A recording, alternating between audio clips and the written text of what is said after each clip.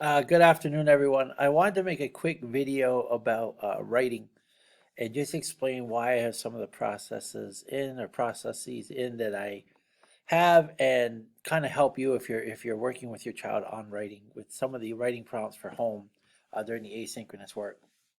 Um, with first graders right now, the idea is to draw a picture and then write the beginning of the prompt or an opening sentence, and then try to write anything else they can about it. It might be another sentence, it might be two or three more, and that's it.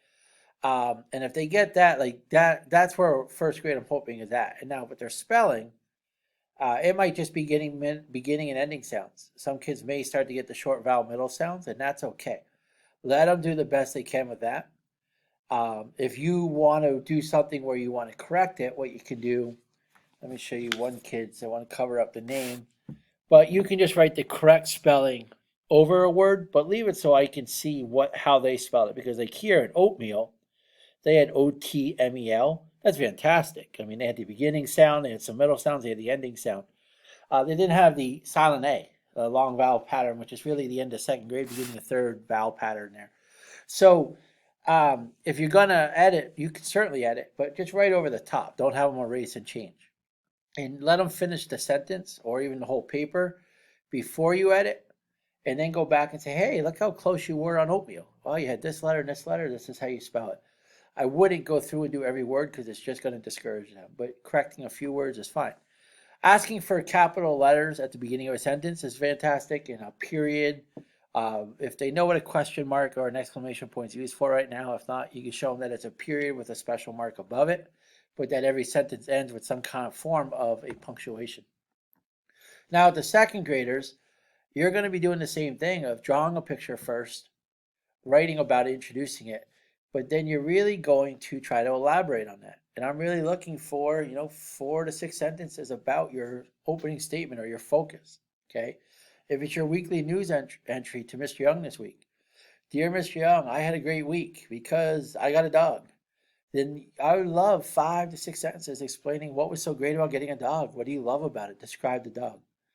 And that's where the importance of pictures come in. Okay. If you look at this, and I covered the name because I'm not trying to show kids who's doing the work. But when you look at this picture, it's so easy to get this person to write more if I need to get them to write more. So if you look here, if they said, oh, I love pizza. Okay, they're one of their favorite food prompts. I can be like, wow, I see your pizza, but it looks like you have pepperoni on it. Oh, I love pepperoni pizza. Well, then write that. And you use the pictures to help them enhance their writing. It's a way of getting them to elaborate without fighting with them to elaborate.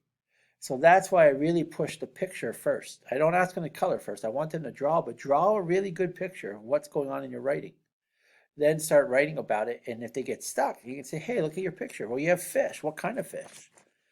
Or you like pasta. It looks like you like pasta with red sauce. Okay. Oh, you like chicken. Is that fried chicken? Is that barbecue chicken? Okay. I see some brown on it. What is that?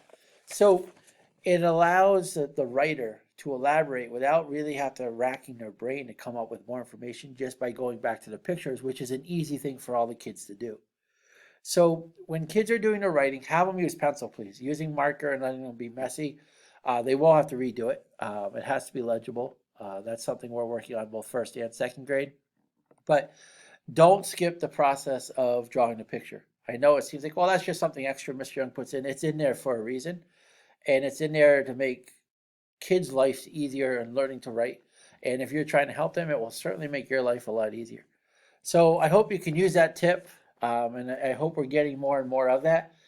There are some kids today, first graders, pretty much as long as they wrote some sentences about their writing, I was good with.